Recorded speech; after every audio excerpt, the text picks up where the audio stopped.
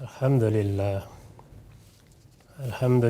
رب العالمین والصلاة والسلام علی محمد الامین۔ اعوذ باللہ من الشیطان الرجیم، بسم اللہ الرحمن الرحیم۔ خواتین و حضرات، ہم سورہ ہود کی آیت 116 سے درس کی ابتدا کر رہے ہیں۔ یہ خاتمہ سورہ کی آیات ہیں۔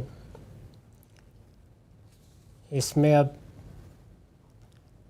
رسول اللہ صلی اللہ علیہ وسلم کے مخاطبین کو بتایا جا رہا ہے کہ تمہارے ساتھ بھی کیا معاملہ ہونے والا ہے۔ جو سرگزشتیں تمہیں سنائی گئی ہیں اس کے آئینے میں دیکھ سکتے ہو۔ اسی ذیل میں آپ فرمایا کہ فلولا کان من القرون من قبلکم اولو بقیۃ ینہون عن الفساد فی الارض الا قلیلا ممن انجینا منہم واتبع الذین ظلموا ما اترفوا فیہ وکانوا مجرمین۔ پھر اس پر بھی غور کرو کہ ایسا کیوں نہ ہوا کہ تم سے پہلے کی امتوں میں ایسے اہل خیر ہوتے جو لوگوں کو زمین میں فساد کرنے سے روکتے۔ یہ اسی جانب اشارہ کیا ہے کہ جتنی امتوں کی یا قوموں کی سرگزشتیں تمہیں سنائی گئی ہیں، ان میں صرف یہی نہیں کہ فساد برپا ہوا، بلکہ ایسے لوگ ہی نہیں رہے جو فساد پر متنبہ کرتے، لوگوں کو روکتے، انہیں بتاتے کہ تم اگر اللہ کے مقابلے میں سرکشی اختیار کر رہے ہو تو اس کے نتائج کیا ہوں گے، اور اگر انسانوں پر کوئی ظلم ڈھا رہے ہو تو اس کا نتیجہ کیا بھگتنا پڑے گا۔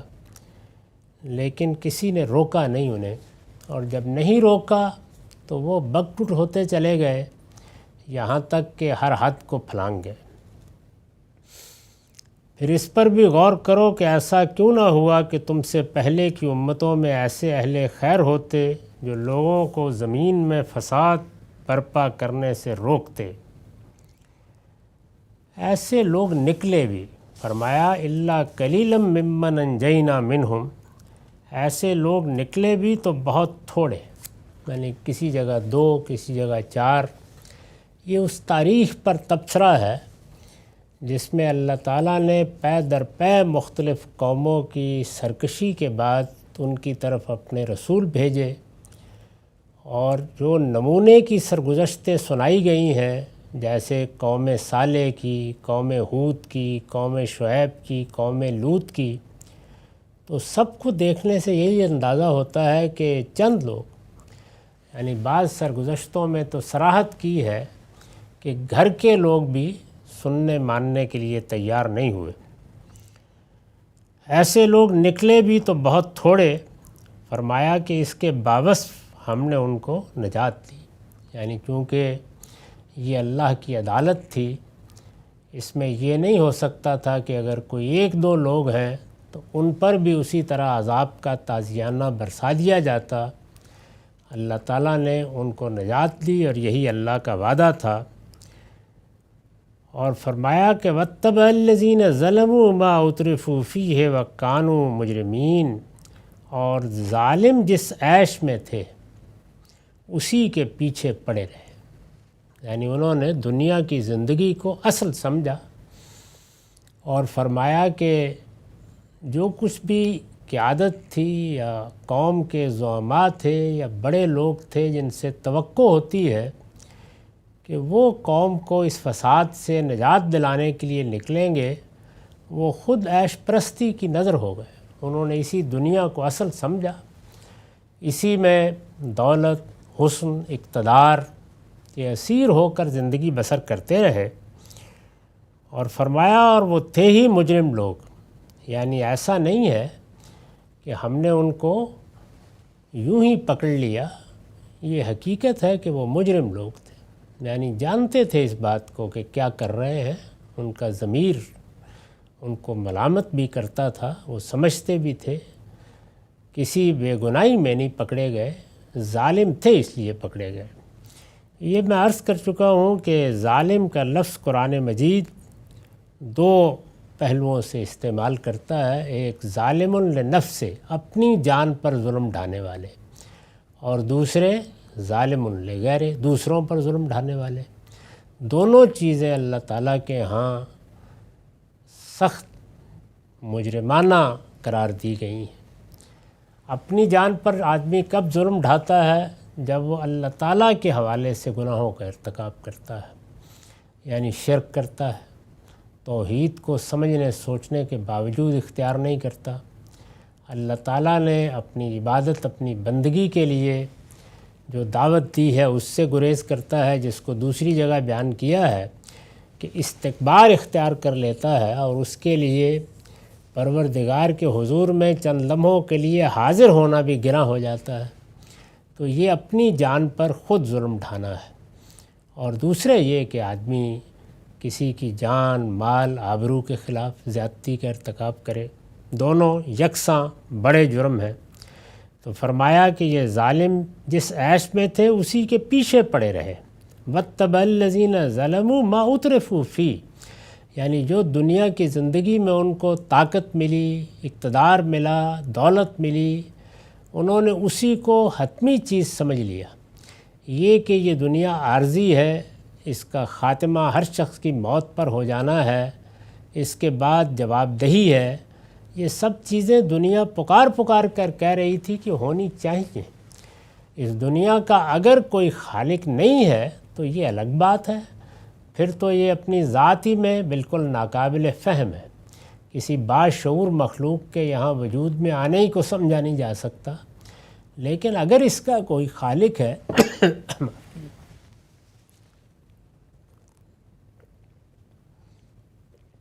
اگر اس کا کوئی خالق ہے تو یہ کیسے ہو سکتا ہے کہ وہ ظالم کو اور مظلوم کو، وہ مجرموں کو اور نیکوکاروں کو یکساں کر دے؟ یعنی دنیا میں انصاف نہ ہو، عدل نہ ہو، اس طرح کے کسی خالق کا تصور کر کے تو آدمی یہی سوچ سکتا ہے کہ پھر وہ کوئی کھلنڈرا ہے جو اپنے لیے کھیل تماشے کا اہتمام کرتا رہتا ہے۔ لیکن اگر یہ کھیل تماشا ہے تو بڑا ظالمانہ ہے۔ یعنی باشعور مخلوق، سمجھنے والی مخلوق، حق و عدل کا شعور رکھنے والی مخلوق، اس کے بارے میں کوئی یہ خیال کرے کہ اس کا ایک خالق بھی ہے، اور یہ خالق نہ یہ جانتا ہے کہ انصاف کیا ہے، نہ اس کو یہ معلوم ہے کہ کون نیکوکار ہے اور کون بدکار ہے، کون ظالم ہے اور کون مظلوم ہے، تو اس طرح کے خالق کا کیا تصور ہوگا جو آدمی قائم کرے گا؟ تو اس لیے فرمایا کہ یہ لوگ ان سب حقائق سے واقف تھے، اس کے باوجود انہوں نے ظالمانہ رویہ اختیار کیا، اور یہ جرم ہے جس کی پاداش میں پھر ان کو سزا دی گئی۔ ارشاد ہوا وَمَا كَانَ رَبُّكَ لِيُهْلِكَ الْقُرَىٰ بِظُلْمٍ وَأَهْلُهَا مُصْلِحُونَ۔ یعنی ظاہر ہے کہ ایک لمبی فہرست پیچھے ہم پڑھ کے آ رہے ہیں جس میں یہ بتایا ہے کہ ان قوموں نے کیا جرائم کیے، پیغمبروں نے آ کر ان کو کس طرح تنبیہ کی، اور اس کے بعد پھر نتیجہ کیا نکلا۔ تو اب یہ بتایا جا رہا ہے مشرکین عرب کو یا رسول اللہ صلی اللہ علیہ وسلم کے مخاطبین کو، اے پیغمبر تیرا پروردگار ایسا نہیں ہے، ما کان ربک، یعنی یہ اس کے شائن شان نہیں ہے، اس کے بارے میں یہ سوچنا موضوع نہیں ہے، وہ اس طرح کی احمقانہ چیزوں سے پاک ہے۔ اے پیغمبر تیرا پروردگار ایسا نہیں ہے کہ بستیوں کو ان کے کسی ظلم کی پاداش میں ہلاک کر دے جبکہ ان کے باشندے اصلاح کرنے والے ہوں، یہ ہو نہیں سکتا۔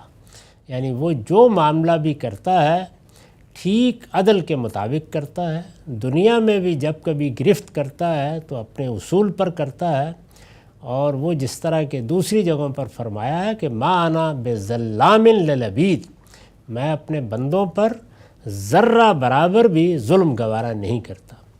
تو یہاں بھی یہی کہا کہ یہ خیال نہ کرو کہ ان کے ہاں کوئی اصلاح کرنے والا بھی موجود تھا، کچھ بھی نہیں رہا باقی۔ یہی بات اس سے پیچھے ہم بیان کر چکے ہیں کہ سیدنا ابراہیم نے جب اللہ تعالیٰ کے ساتھ بحث کر ڈالی تو اس میں یہی جواب دیا گیا کہ ابراہیم کچھ بھی نہیں ہے، اگر ان تلوں میں ذرہ برابر بھی تیل ہوتا اور اگر اس چھاچھ میں کچھ معمولی سا مکھن بھی ہوتا تو ہم کبھی بھی اس کو اڈھیل نہ دیتے، لیکن اس میں کچھ بھی نہیں، کوئی چیز رہ نہیں گئی۔ اس پر میں نے حاشیہ لکھا ہے، یہ نہایت سبق آموز طریقے سے ان کی تباہی کے اصل سبب کی طرف اشارہ فرمایا ہے کہ رسولوں کی طرف سے اتمام حجت کے بعد وہ اس لیے ہلاک کر دیے گئے کہ ان کی اکثریت آمادہ فساد تھی۔ یعنی پہلے یہ بیان کیا ہے کہ بہت بڑی اکثریت 2 4 5 لوگ کسی قوم میں سے نکالے جا سکے، بتا دیا ہے کہ ان کو ہم نے نجات دی، ان کو الگ کر لیا۔ رسولوں کی طرف سے اتمام حجت کے بعد وہ اس لیے ہلاک کر دیے گئے کہ ان کی اکثریت آمادہ فساد تھی اور اصلاح کرنے والے بہت تھوڑے رہ گئے تھے۔ فرمایا کہ اللہ کا طریقہ یہ نہیں ہے کہ قوم میں اکثریت اصلاح کرنے والوں کی ہو اور وہ چند لوگوں کے کسی ظلم کی پاداش میں پوری قوم کو تباہ کر دے، یہ اللہ کا طریقہ نہیں ہے۔ اس طرح کی تباہی اسی وقت آتی ہے جب قوم بحیثیت مجموعی فساد میں مبتلا ہو جاتی ہے۔ اسی سے وہ بات بھی سمجھ لینی چاہیے کہ یوں نہیں ہوا کہ قومیں تو اصلاح پر قائم تھیں، بڑی نیکی اور خیر کی زندگی بسر کر رہی تھیں، انہوں نے بہت اچھا منصفانہ نظم بنا رکھا تھا، دنیا میں کوئی فساد اگر تھوڑا بہت ہوتا بھی تھا تو پوری قوم فساد کرنے والوں کا ہاتھ پکڑنے کے لیے تیار تھی۔ اللہ تعالیٰ نے بس یہ امتحان برپا کر دیا کہ ان کی طرف رسول بھیج دیے اور رسولوں کا انہوں نے انکار کر دیا اور اس کی پاداش میں ان کو ختم کر دیا گیا۔ یہ بتایا گیا کہ ایسا نہیں ہے، رسول انہی قوموں کی طرف بھیجے گئے جو اپنے ظلم اور فساد میں حد سے بڑھ چکی تھی، یعنی انہوں نے زمین کو فساد سے بھر دیا تھا، انہی قوموں کی طرف رسول بھیجے گئے اور رسولوں کی طرف سے اتمام حجت کے بعد دنیا میں سزا دی گئی۔ یعنی یوں نہیں ہے کہ وہ تو بڑے نیکوکار تھے، بس رسولوں کا انکار کر بیٹھے اور اللہ نے ان کو سزا دے دی۔ وہ بدکار تھے، ان پر حجت پوری ہوئی، ان کی غلطی ان پر واضح کی گئی، اس کے بعد اللہ تعالیٰ نے اپنا فیصلہ سنایا۔ آخری چیز یہ ہوئی کہ انہوں نے رسولوں کا بھی انکار کر دیا، یعنی ان کی بات بھی سننے کے لیے تیار نہیں ہوئے۔ تو اسی چیز کو یہاں بطور اصول واضح کیا ہے کہ اللہ تعالیٰ کے بارے میں یہ کیسے خیال کر سکتے ہو کہ وہ کوئی ایسا ظالمانہ اقدام کرے گا؟ جو اس نے دنیا بنائی ہے، جس اصول پر بنائی ہے، وہ اصول کار فرما ہوگا۔ دنیا میں ظلم، عدوان، زیادتی اس لیے گوارا کی جاتی ہے کہ اس میں یہ تھوڑی سی مدت یا یہ مہلت ہے جو امتحان کے لیے دی گئی ہے۔ اگر اس مہلت کو اللہ تعالیٰ ختم کر دیں، ظالم کا فوراً ہاتھ پکڑ لیں، یا بعض دائرے متعین کر دیں جن میں ظلم نہ ہونے دیں، یا بعض جگہوں پر کوئی بیماری تکلیف کا راستہ روک دیں، تو پھر یہ امتحان نہیں ہو سکے گا، پھر پردہ اٹھ جائے گا۔ یہ پردہ، یہ حجاب، یہی ہے جو امتحان کو ہمہ گیر امتحان بنا دیتا ہے۔ یعنی آدمی کو بار بار توجہ دلانی پڑتی ہے کہ یہ امتحان ہے، ورنہ وہ یہ خیال کرنے لگ جاتا ہے کہ یہ کیا دنیا ہے جو بنا ڈالی گئی ہے۔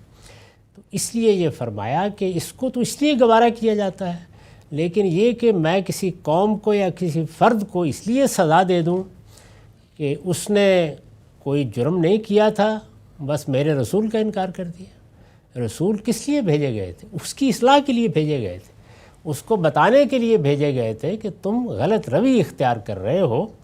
رسولوں کے آنے کے بعد البتہ یہ واضح ہو گیا کہ اصلاح کی گنجائش نہیں ہے، یعنی لوگ اس جگہ پہنچ چکے ہیں جہاں اب اسی انجام تک ان کو پہنچنا ہے، تو اس کو بیان کیا ہے۔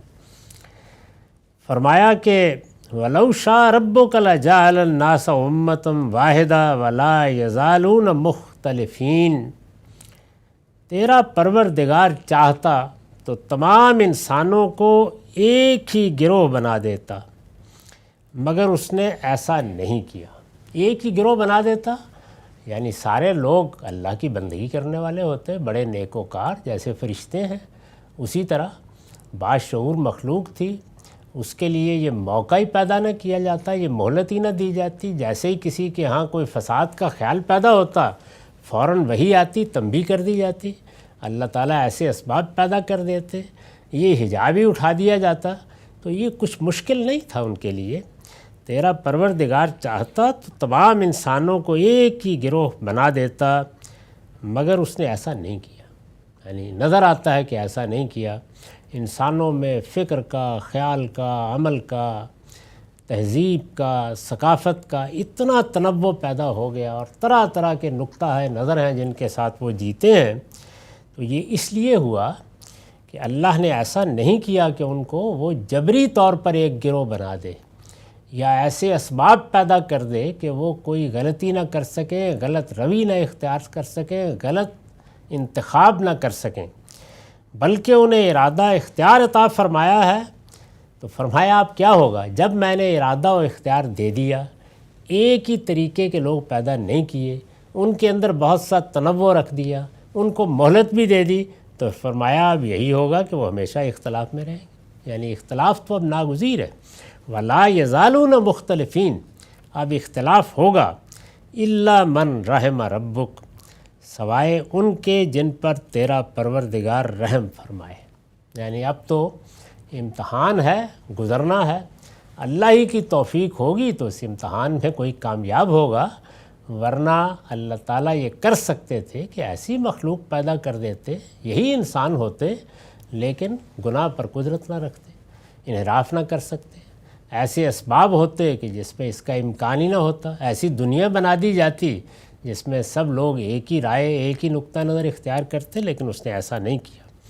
تو یہ جو فرمایا کہ جن پر تیرا پروردگار رحم فرمائے، اس پر میں نے لکھا ہے یعنی اپنے اس قانون کے مطابق رحم فرمائے جو اس نے لوگوں کی ہدایت و ضلالت کے لیے مقرر کر رکھا ہے، اور وہ بدی کو چھوڑ کر نیکی اختیار کر لے۔ یعنی قانون کیا ہے؟ وہ جگہ جگہ قرآن نے بیان کیا ہے کہ میں تمہیں روشنی دیتا ہوں، عقل کی روشنی، حادثہ اخلاقی کی روشنی، تمہارے سامنے پھر گرد و پیچ سے ہدایت آتی ہے، پیغمبروں کا سلسلہ ہے، مصلحین ہیں، اللہ کے اچھے بندے اٹھتے رہتے ہیں، وہ میری دعوت، میرا پیغام پہنچاتے رہتے ہیں، یہ سب میں اہتمام کر دیتا ہوں۔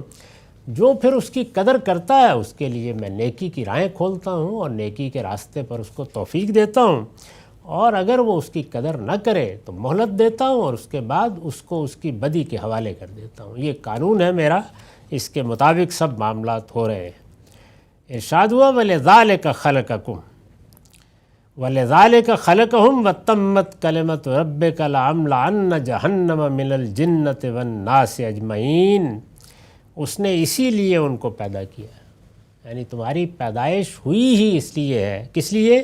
کہ وہ اپنے اختیار سے فیصلہ کریں۔ یعنی میں نے کوئی فیصلہ ان پر ٹھونس نہیں دیا، ان کو کسی فیصلے کا پابند نہیں کر دیا، وہ پیدا ہی اس لیے کیے گئے ہیں کہ اپنے فیصلے خود کریں، اپنی راہ خود تلاش کریں، اپنے علم و عقل سے کام لے کر رہنمائی کو قبول کریں جو انہیں مل رہی ہے، اس کائنات سے مل رہی ہے، ان کے باطن سے مل رہی ہے، ظاہر سے مل رہی ہے، اور پیغمبروں کی تعلیمات سے مل رہی ہے۔ تو فرمایا کہ میں نے تو اسی لیے پیدا کیا، یعنی میری اسکیم یہی ہے کہ مہلت دی جائے، اختیار دیا جائے، اور ارادہ و اختیار کی بنیاد پر لوگ فیصلہ کر کے جنت کو خود اپنے عمل سے خریدیں۔ یہ میری اسکیم ہے اور میں نے اسی لیے پیدا کیا ہے۔ فرمایا ہوا کیا ہے؟ وَتَمَّتْ كَلِمَةُ رَبِّكَ لَأَمْلَأَنَّ جَهَنَّمَ مِنَ الْجِنَّةِ وَالنَّاسِ أَجْمَعِينَ، سو تیرے پروردگار کی بات پوری ہو گئی جو اس نے ابتدا میں کہی تھی کہ کیا جن اور کیا انسان میں سب سے جہنم کو بھر دوں گا۔ یہ کون سی بات ہے جس کا حوالہ دیا ہے؟ اس پر میں نے حاشیہ لکھا ہے، یہ اس بات کا حوالہ ہے جو ابلیس کے جواب میں ارشاد ہوئی تھی۔ یعنی جب امتحان ہوا اور اس میں فرشتے کامیاب ہو گئے اور ابلیس اور جنات ناکام ہوئے بعض، اس موقع پر اللہ تعالیٰ نے، جب ابلیس نے یہ کہا تھا کہ اب میرا یہ امتحان کیا گیا ہے اور مجھے اپنے سے کم تر مخلوق کے سامنے جھکنے کے لیے کہا گیا ہے اور اس طرح میری اہانت ہوئی ہے، تو میں اس کا بدلہ لوں گا اب ان انسانوں سے، اور قیامت تک میں ان میں سے ایک ایک کو گمراہ کر کے اب تیری جہنم تک لے جاؤں گا۔ اللہ تعالیٰ نے فرمایا تھا کہ مجھے اس کی کوئی پرواہ نہیں ہے، اگر یہ غلط راستہ اختیار کریں گے تو میں کوئی رحم کھا کے اپنی اسکیم نہیں تبدیل کر دوں گا، اسکیم ایسے ہی رہے گی، خواہ یہ سارے جہنم میں چلے جائیں۔ یہ اس وقت جواب دیا گیا تھا۔ یہ اس بات کا حوالہ ہے جو ابلیس کے جواب میں ارشاد ہوئی تھی جب اس نے آدم کو سجدہ کرنے سے انکار کرتے ہوئے کہا تھا کہ میں ذریت آدم کو اس طرح گھیروں گا کہ ان کی اکثریت تیری شکر گزار نہیں رہے گی۔ تو یہ بات اس موقع پر اللہ تعالیٰ نے فرمائی۔ اس سے یہ بتانا مقصود تھا کہ انسان جب دنیا کو دیکھتا ہے تو یہ خیال کرتا ہے کہ لوگوں کی بڑی تعداد غلط روی میں پڑی ہوئی ہے، ظلم و عدوان کو اختیار کر لیا ہے، تو اللہ تعالیٰ نے آخر یہ اختیار پھر دیا ہی کیوں؟ فرمایا وہ میری طے شدہ اسکیم ہے، دیا ہے میں نے، اور بہت حکمت کی بنیاد پر دیا ہے، اس کا نتیجہ بھی نکلے گا، میری جنت بھی آباد ہوگی، لیکن یہ کہ میں اس بنیاد پر اپنی اسکیم الٹ دوں کہ یہ سب ابلیس کی گرفت میں آ جائیں گے اور اس کی دعوت پر لبیک کہیں گے، کوئی امکان نہیں، خواہ یہ سارے جہنم میں چلے جائیں۔ تو یہ گویا حتمی طور پر اپنی اسکیم کے بارے میں بتا دیا کہ وہ یہی رہے گی۔ ظاہر ہے مخاطبین یہاں قریش ہیں، تو ان سے بھی یہی کہا جا رہا ہے کہ کسی رحم کی توقع نہ کرو آخری مرحلے پر، آخری مرحلے سے پہلے پہلے رحم کا موقع ہے، کرم کا موقع ہے، عنایت کا موقع ہے، معافی کا موقع ہے۔ جب فیصلہ صادر ہو جائے گا تو پھر نہیں دیکھا جائے گا کہ بستی الٹی جا رہی ہے اور سب مارے جا رہے ہیں، پھر معاملہ ختم ہو جائے گا۔ وَكُلًّا نَقُصُّ عَلَيْكَ مِن أَنبَاءِ الرُّسُلِ مَا نُثَبِّتُ بِهِ فُؤَادَكَ وَجَاءَكَ فِي هَٰذِهِ الْحَقُّ وَمَوْعِظَةٌ وَذِكْرَىٰ لِلْمُؤْمِنِينَ۔ اور اے پیغمبر، رسولوں کی سرگزشتوں میں سے ہر ایک ہم تمہیں سنا رہے ہیں جس سے ہم تمہارے دل کو مضبوط کریں۔ یعنی فرمایا کہ یہ ان کو تو اس لیے سنائی جا رہی ہیں کہ یہ عبرت حاصل کریں اور سمجھیں کہ ان کے ساتھ کیا ہونے والا ہے، اور آپ کے لیے اس میں یہ سبق ہے کہ اس کائنات کے پروردگار نے جو اسکیم بنا رکھی ہے یہ آپ کے ساتھ کوئی انوکھی اسکیم نہیں ہے، ہمیشہ سے چلی آ رہی ہے۔ آپ بھی ان سرگزشتوں میں دیکھ سکتے ہیں کہ اللہ تعالیٰ قوموں کے ساتھ کیا کرتا رہا ہے اور جو نیکوکار ہیں ان کو کس طرح وہ نجات دیتا رہا ہے۔ اور اے پیغمبر، رسولوں کی سرگزشتوں میں سے ہر ایک ہم تمہیں سنا رہے ہیں جس سے ہم تمہارے دل کو مضبوط کریں۔ ان کے اندر تمہارے پاس حق آیا ہے، تمہارے پاس حق آیا ہے، یعنی یہ حقیقت بیان ہوئی ہے کہ اہل حق کو غلبہ حاصل ہوا اور منکرین تباہ کر دیے گئے۔ یہ میں نے وضاحت کی ہے تاکہ یہ معلوم رہے کہ وہ حق آیا ہے سے کیا مراد ہے، یعنی اللہ کا فیصلہ صادر ہوا ہے، وہ فیصلہ صادر ہوا ہے جس کے بارے میں بتا دیا گیا ہے کہ قیامت کے دن سب کے لیے صادر ہوگا، وہ اسی دنیا میں صادر ہوا، اور فرمایا کہ اور ماننے والوں کے لیے ان میں نصیحت اور یاد دہانی ہے۔ یعنی یہ جو سرگزشتیں سنائی گئی ہیں یہ اب خاتمہ ہو رہا ہے، تو تبصرہ کیا جا رہا ہے کہ ان میں آپ کے لیے بھی سبق تھا پیغمبر، اور ان کے لیے بھی بڑی عبرت اور یاد دہانی ہے، نصیحت ہے۔ یہ اگر چاہیں تو اس آئینے میں اپنا مستقبل دیکھ لیں، اپنا انجام دیکھ لیں، اور چاہیں تو جن کو ہم نے نجات دی اور سرفرازی عطا فرمائی اور ہماری رحمت ان پر ہوئی، اپنے آپ کو اس زمرے میں شامل کرنے کے لیے تیار کر لیں۔ یہ انتخاب ہے ان کے پاس، یہ سرگزشتیں اسی لیے سنائی گئی ہیں۔ وَقُلْ لِلَّذِينَ لَا يُؤْمِنُونَ اعْمَلُوا عَلَىٰ مَكَانَتِكُمْ إِنَّا عَامِلُونَ۔ یہ میں ابتدا میں بتا چکا ہوں کہ یہ پورا باب آخری زمانے کا باب ہے، یعنی مکہ میں جب رسالت مآب صلی اللہ علیہ وسلم کی دعوت اتمام حجت کے مرحلے میں داخل ہو چکی تھی، ابتدائی زمانہ گزر چکا تھا، اب کچھ زیادہ دیر نہیں تھی کہ ہجرت و برات کا حکم ہو جائے گا، تو اس زمانے کی ہیں یہ صورتیں۔ تو اس میں دیکھیے اب آخر میں فرمایا ان سے کہہ دو اے پیغمبر، یعنی اپنے مخاطبین سے جو نہیں مان رہے، کہ تم اپنے طریقے پر کرو جو چاہتے، مہلت ہے اس دوران میں، جو رویہ تم نے اختیار کیا ہے اس کے مطابق جو اقدام کرنا چاہتے ہو کرو، تم اپنے طریقے پر کرو جو چاہتے ہو۔ فرمایا انا عاملون، ہم اپنے طریقے پر کریں گے، یعنی اللہ تعالیٰ نے جو ذمہ داری ہمیں دی ہے اس سے ہم واقف ہیں، ہمیں معلوم ہے کہ ہمارا کام یہ ہے کہ ہم دعوت پہنچائیں، ہمارے اوپر یہ ذمہ داری نہیں ڈالی گئی کہ تمہیں پکڑ کر نیکی کی طرف لے آئیں، خیر کی طرف لے آئیں۔ تم بات نہیں مانتے تو اب کسی نہ کسی طریقے سے کوئی مصالحت کر کے، کوئی مداہنت کر کے، کوئی سمجھوتا کر کے اپنی بات تم سے منوا لیں۔ ہمیں جو ہدایت کی گئی ہے وہ یہ ہے کہ بے کم و کاست ہم خدا کی دعوت، خدا کا پیغام تم تک پہنچا دیں۔ ہمارے لیے ہدایت وہی ہے کہ ادعو الی سبیل ربک بالحکمہ والموعظۃ الحسنہ وجادلہم باللتی ہی احسن۔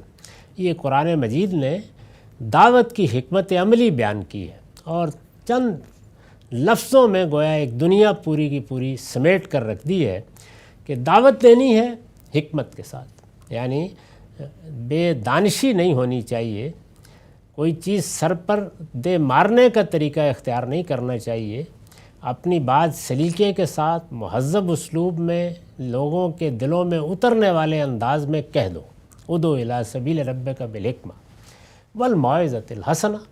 اور نصیحت کرنی ہو تو وہ بھی اچھے اسلوب میں، کسی کے پیچھے پڑنے کی ضرورت نہیں ہے، اصول بتاؤ، قاعدے بتاؤ، باشعور لوگ ہیں، متنبہ کرو، سمجھ جاتے ہیں تو بہت اچھی بات ہے۔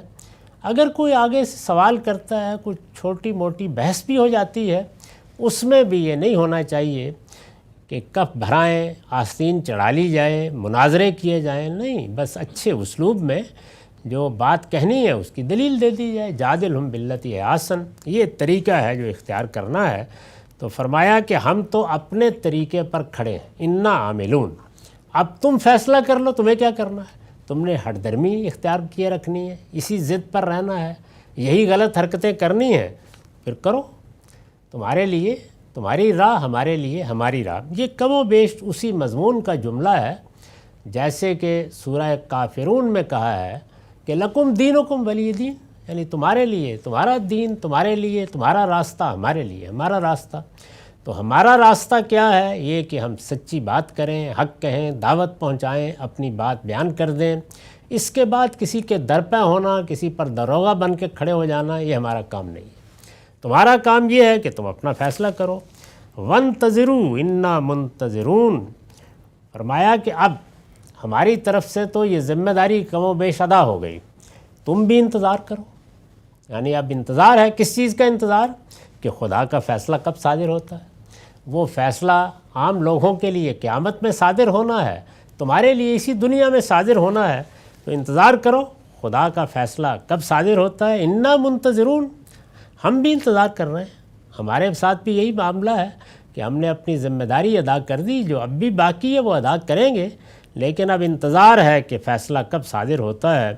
وَلِلَّهِ غَيْبُ السَّمَاوَاتِ وَالْأَرْضِ وَإِلَيْهِ يُرْجَعُ الْأَمْرُ كُلُّهُ، فرمایا زمین اور آسمانوں میں جو کچھ چھپا ہوا ہے سب خدا کے پاس ہے، یعنی کب فیصلہ صادر ہوگا، کب آخری حجت پوری ہو جائے گی، کب جزا و سزا کا اعلان ہوگا، اس میں سے کوئی چیز بھی ہمارے علم میں نہیں، یہ سب خدا کے پاس ہے، اور تمام معاملات اسی کی طرف رجوع کرتے ہیں، یعنی آخری سرا اسی کے پاس ہے۔ الیہ یرجع الامر کلہ، ارشاد فرمایا کہ فاعبدوا، یعنی یہ بتا دیا کہ پیغمبر کو اس مرحلے میں انتظار ہی کرنا ہے، اور اس وقت تک انتظار کرنا ہے جب تک آسمان سے فیصلہ نہیں آ جاتا۔ اپنی طرف سے آگے بڑھ کر نہ کوئی اقدام کرنا ہے، نہ اپنے کام سے پیچھے ہٹنا ہے، یہ ذمہ داری آپ کو پوری کرنی ہے اور فیصلہ اللہ کو کرنا ہے۔ تو یہی بات ابتدائی صورتوں میں اس طرح کہی گئی ہے کہ فاصبر لحکم ربک ولا تکن کصاحب الحوت، اے پیغمبر اس مچھلی والے کی طرح جلدی میں نہ پڑ جانا، صبر کے ساتھ اپنا کام کرتے رہنا یہاں تک کہ اللہ کا آخری فیصلہ صادر ہو جائے، یہی تعلیم دی گئی تھی۔ تو ارشاد فرمایا کہ سب معاملات اللہ ہی کی طرف رجوع کیے جاتے ہیں، تو اب اے پیغمبر آپ کیا کریں؟ فاعبدہ وتوکل علی اللہ، سو اے پیغمبر اسی پروردگار کی بندگی کرو اور اسی پر بھروسہ رکھو، یعنی اب تمہارا رجوع آخری مرحلے میں اپنے رب کی طرف ہونا چاہیے۔ دعا کرو، کوشش کرو کہ جو کچھ بھی اپنے پروردگار کے ساتھ تعلق مضبوط کر سکتے ہو وہ مضبوط رہے، اس کی بندگی پر قائم رہو، اسی پر بھروسہ رکھو۔ وما ربک بغافل عما تعملون، تم لوگ جو کچھ کر رہے ہو تیرا پروردگار اس سے بے خبر نہیں ہے. یعنی یہ جو کر رہے ہیں اس کو بھی دیکھ رہا ہے اور تم لوگ جو کر رہے ہیں اس کو بھی دیکھ رہا ہے، اس لیے وقت پر فیصلہ صادر ہو جائے گا. اس کے ساتھ ہی یہ سورہ ختم ہو گئی. اس کے بعد اب سورہ یوسف ہے. اللہ تعالیٰ نے کرم فرمایا تو اگلی نشست سے اس کا مطالعہ شروع کریں گے. اقول و قولی ھذا واستغفر اللہ لی ولکم ولسائر المسلمین.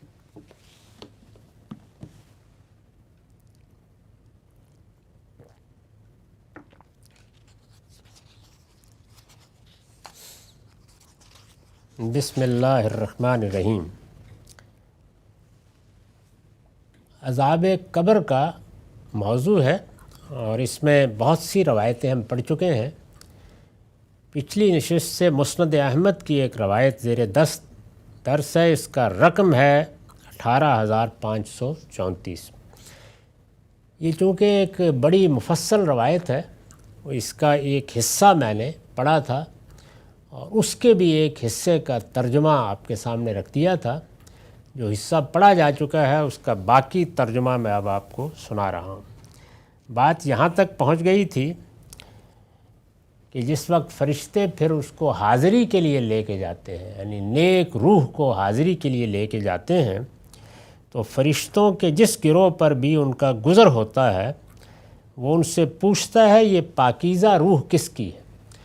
اس کو بیان کیا گیا ہے کہ اس کی پاکیزگی گویا ایک خوشبو کی صورت اختیار کر لیتی ہے، اور جب موت کے فرشتے اس کو لے کر اوپر جا رہے ہوتے ہیں حاضری کے لیے، پیش کرنے کے لیے، تو وہ خوشبو اس طرح پھیلتی ہے کہ گرد و پیش میں جہاں راستے میں کوئی دوسرے فرشتے نظر آتے ہیں تو وہ یہی پوچھتے ہیں کہ یہ پاکیزہ روح کس کی ہے.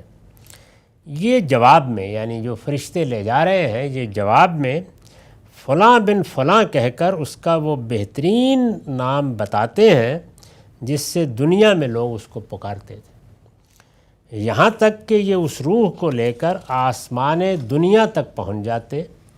آسمان دنیا یعنی یہ کائنات جو ہمارے اوپر ہے، اس کو قرآن مجید آسمان دنیا کہتا ہے، یعنی قریب کی کائنات، کیونکہ یہ بتایا گیا ہے کہ 6 اور ہیں، تو اس لیے اس کا نام قرآن مجید نے آسمان دنیا رکھ دیا. قریب کی کائنات جو تمہیں نظر آتی ہے، یعنی تمہاری طرف سے یا ہماری طرف سے جو قریب ترین ہے. چنانچہ دوسری جگہ بھی یہ بتایا ہے کہ زین السماء دنیا بمصابیح، کہ ہم نے یہ جو تاروں کے ہنڈے لٹکا دیے ہیں یہ تمہارے اس قریبی آسمان پر لٹکائے ہیں. فرمایا کہ وہ اس کو وہاں لے جاتے ہیں اور اس کے لیے وہاں کے دروازے کھٹکھٹاتے ہیں تو ان کے لیے دروازے کھول دیے جاتے ہیں. یعنی پاکیزہ روح ہے، استقبالی ہوتا ہے. اور پھر ہر آسمان کے، یعنی یہ قریبی آسمان یا کائنات، اور پھر اس کے بعد ہر آسمان کے قریبی فرشتے اس کو لے کر اگلے آسمان تک پہنچاتے ہیں. ایک سے دوسرے آسمان، ایک سے دوسری کائنات تک کا سفر جاری رہتا ہے، یہاں تک کہ اس کو 7ویں آسمان تک پہنچا دیا جاتا ہے. یعنی یہ پوری کائنات، یہ 7 کی 7 دنیایں، یہ وہ عبور کر لیتا ہے. پھر اللہ تعالیٰ فرماتے ہیں، یعنی گویا اب حاضری کا موقع آ گیا. وہ اس جگہ پہنچ گیا کہ جہاں اللہ تعالیٰ کی طرف سے باقاعدہ اس کی حاضری قبول کی جاتی ہے. پھر اللہ تعالیٰ فرماتے ہیں کہ میرے بندے کا نامہ اعمال علیین میں لکھ کر محفوظ کر دو. یعنی اب جو کچھ بھی اس کا نامہ اعمال ہے، چونکہ آج مہلت ختم ہو گئی تو قرآن میں بتایا گیا یہ کہ نیکوں کے نامہ اعمال جس رجسٹر میں یا جس دفتر میں رکھے جاتے ہیں اس کا نام علیین ہے، اور بدکاروں کے نامہ اعمال جس رجسٹر میں رکھے جاتے ہیں اس کا نام سجین ہے. تو فرمایا کہ میرے بندے کا نامہ اعمال علیین میں لکھ کر محفوظ کر دو. یعنی گویا حاضری ہو گئی، مہلت ختم ہو گئی، اس کی روح قبض کر لی گئی، فرشتوں نے لے جا کر پیش کر دیا، اور اس کے بعد حکم ہوتا ہے اسے واپس زمین کی طرف لے جاؤ. یعنی اب ہو گیا معاملہ. اس کے بعد اب یہ وہیں جائے گا، اسی زمین میں جائے گا، اس لیے کہ میں نے اپنے بندوں کو زمین کی مٹی سے پیدا کیا ہے، اسی میں ان کو لوٹاؤں گا اور اسی سے ایک مرتبہ پھر نکالوں گا. یعنی یہیں سے پیدا ہوئے تھے، اسی میں مرنے کے بعد جائیں گے۔ جسم بھی جو اہل و عیال نے وہاں دفن کر دیا وہ دفن ہو چکا ہے، اور یہ روح یا نفس یا اصل شخصیت جو غیر مرئی ہے، انویزیبل ہے، روحانی ہے، یہ اصل شخصیت بھی حاضری کے بعد پھر زمینی کی طرف لوٹا دی جاتی ہے۔ تو ارشاد ہوا کہ میں نے اپنے بندوں کو زمین کی مٹی سے پیدا کیا ہے، اسی میں ان کو لوٹاؤں گا اور اسی سے ایک مرتبہ پھر نکالوں گا۔ چنانچہ اس کو زمین کی طرف واپس بھیج دیا جاتا ہے، وہاں سے واپسی ہو جاتی ہے، پھر اس کی روح اس کے جسم میں لوٹا دی جاتی ہے۔ یہ جو جگہ ہے یہ لوگوں کے لیے بہت کچھ تردد کا باعث بنی کہ کیا پھر وہ جسم جو ہمیں اس دنیا میں دیا گیا ہے اس میں لوٹائی جاتی ہے؟ میں نے اس کی وضاحت کی ہے کہ ایسا نہیں ہے۔ یہ وضاحت ذرا تفصیلی ہے، سن لیجئے۔